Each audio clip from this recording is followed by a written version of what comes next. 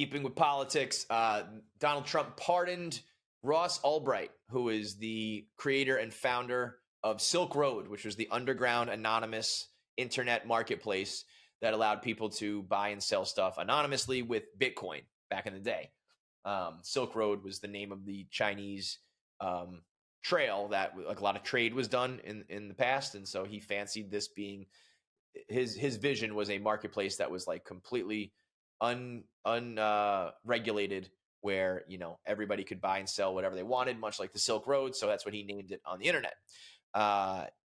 This guy comes up with this technology. He's from the Libertarian Party, so he envisions this world of free economics, no free marketplace, no intervention, no taxes, no nothing, except, of course, his 10% fee for running the whole thing. So he comes up with this technology using VPNs and rerouting IP addresses and whatever, where everyone can buy and sell under usernames that can't be tracked to any sort of location or any sort of computer. Naturally, they all use it to buy drugs, guns, prostitution, human trafficking, all of the terrible things in the world. And he's taking a 10% fee on top of all that. Now, his argument is, I didn't do anything illegal. I never sold those guns. I never sold those drugs. I never bought any prostitutes. I simply provided an online marketplace for people to use. That was not a good enough defense for the FBI and the good old government, and they sentenced him to 2 consecutive life terms plus an additional 40 years, and they seized 144,000 Bitcoin from him, which today would have a market value of over $10 billion. So he goes to jail for 11 years, and Donald Trump said, if I become president, I will pardon you. Guy got in office, promises made, promises delivered. He pardons him, you know, within the first week of his administration. Now, on the one hand, there's a lot of people who are like, justice is served. Ross Ulbricht never did anything illegal. You know, all he did was, you know, fight for like the Libertarian Party and come up with a free marketplace and use technology to make money like a lot of other people.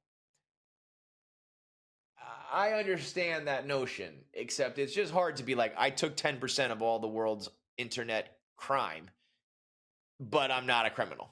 That's some bullshit. You're being naive, you're being obtuse, and you're just arguing a ridiculous argument if you're trying to say that that person is not involved in illegal activity. Now, do I think that 2 consecutive life terms plus 40 years when there are like violent criminals out there who probably got less of a sentence, that seems a bit excessive. I would imagine the charge should have been something more like an accessory or an accomplice or facilitated or something along those lines. It's like if you're the bag man or you're the driver or you just transport the drugs, or you're a part of the organization, but you're not really like the guy, you still go to jail. It's still illegal. You just don't get the main charges. So that to me would have been the middle ground. It's like, you can't become the underground marketplace crime lord and then expect not, to be arrested for it. But I can understand people saying that 2 consecutive life terms, that feels a lot like a guy who was making a shit ton of money illegally, meaning, nobody's getting their cut, nobody's getting their taxes. He's starting to step on certain industries and lobbyists and other criminals who have agreements and all sorts of, organized crime and systems that are in place. All of a sudden are getting circumvented by this new kid with this new website. That's a thing where, it's like a JFK assassination type. We got the mob involved. We got gambling involved. We've got everybody involved, where it's like, hey, if Silk Road takes off, then our sweetheart deal, our gravy train comes to an end. So let's put an end to this guy and let's make sure he goes away forever. Boom, 2 consecutive life terms. That's what that feels like to me. On the other hand, I'm sure truly some of the most heinous shit in the world happened on Silk Road, and you were taking a cut of that and you were making it possible. I believe there's also a part of the story where he hired a hitman who was actually an undercover FBI agent.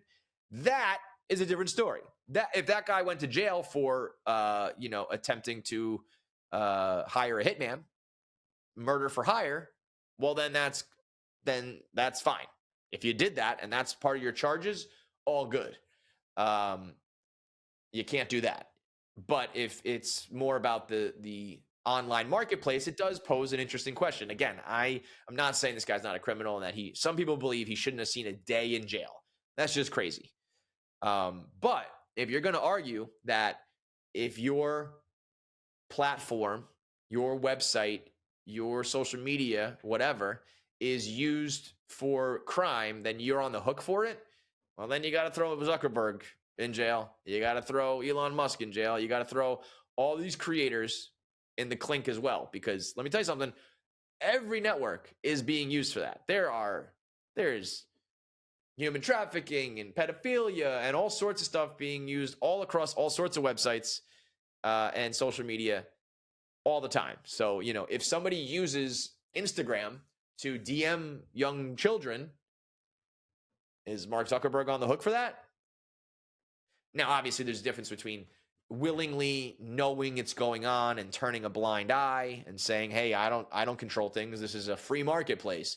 There's also a very big difference in straight up profiting off of that. So obviously, a little critical thinking here. They're not the same, but I can understand where the argument is coming from. I understand what it's rooted in. And it's interesting to debate whether or not the punishment fit and what is the ruling on this. It's like the same thing as OnlyFans. Like OnlyFans was created just as a paywall website. I think the original idea was like people were using it to teach guitar lessons. It was like, sign up here, pay this money, and I'll teach you, watch these videos, you can learn how to play guitar. And then, everyone who's a sex addict, internet pervert gets a hold of it, and your website and your platform turns into a porn site. And it's like, well, that's not what I wanted. All I did was provide a paywall and a system for people to use. Yes, fine. But it is now turned into something else. And you can no longer just play the ignorance card of like that. Well, I didn't know and I didn't want it to be that way. It just happened to be that. And, I have no part in this. They know now that they traffic in sex work. They can't just run around being like, we didn't tell them to do that, and I wish they didn't. But when 99% of your clientele is sex work, well, now you have to have certain rules and laws and systems in place to, make sure that stays legal and safe, and that's their responsibility. Kind of the same thing with Silk Road. It's like, I don't know, I made it for free marketplace. You can't sell drugs. You can't sell guns. We can put some restrictions on it. Now, his argument is, as a libertarian, that's the reason why he did it. But then you take the consequences of your actions, or if you want to do that, and then it gets used for illegal activity. Well, now you are a party to that and you're on the hook for that. So, I think all in all, doing 11 years and more importantly, losing 144,000 Bitcoin, probably a fair punishment. I don't think that guy is a dangerous. I mean, again, the Hitman thing, like if that should have been an entirely separate issue. If this guy was hiring a hitman to murder someone, maybe he is a dangerous person, and maybe that's what should have been the charges. And then we're not talking about online marketplaces and the semantics of the argument. That would just be murder for hire. And whatever the punishment for that is, that's what he should have done. But as far as the facilitator of a system that was used illegally, you go to jail for 11 years, much of it being like, your young, good years, and you lose 144,000 Bitcoin. I'd say that's about a fair trade-off.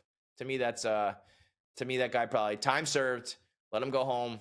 As long as he's not violent to anybody else or dangerous to anybody else, and you go back to doing your tech shit and you don't do anything illegal with it, I think that seems like a fair middle ground. If he goes and tries to hire a hitman to murder someone again, I'm an idiot. I look stupid. Then I'm dumb, and so is everyone else. I guess we'll find out.